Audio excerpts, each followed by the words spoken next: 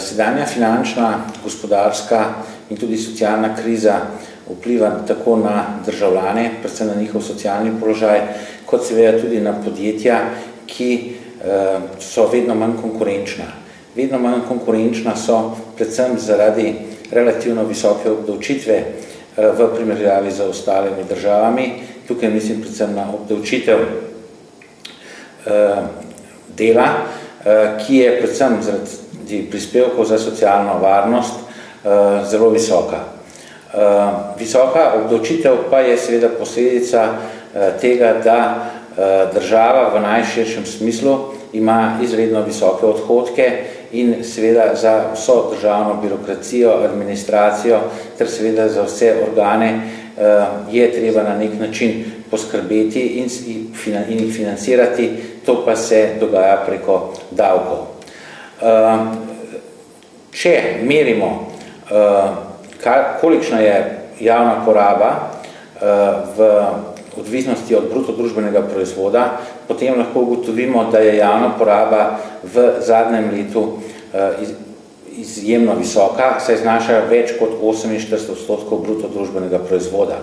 Pred 4 leti je bila okoli 43% bruto družbenega proizvoda in zaradi tega strokovni svet Slovenske demokratske stranke predlaga, da se ta javna poraba bistveno zniža.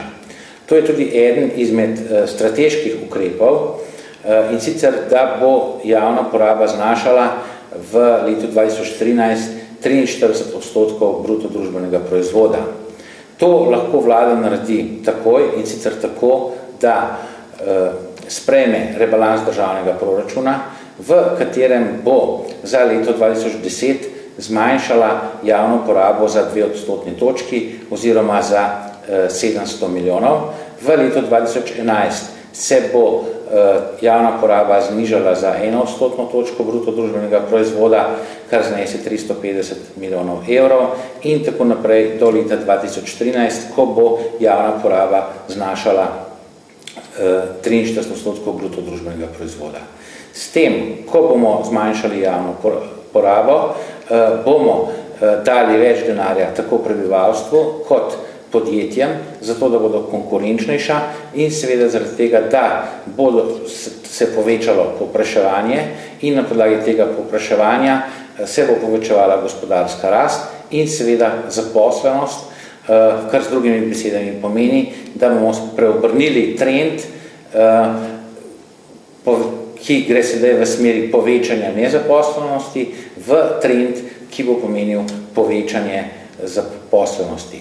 To pa je tudi glavni moto celotnega programa strokovnega sveta Slovenske demokratske stranke.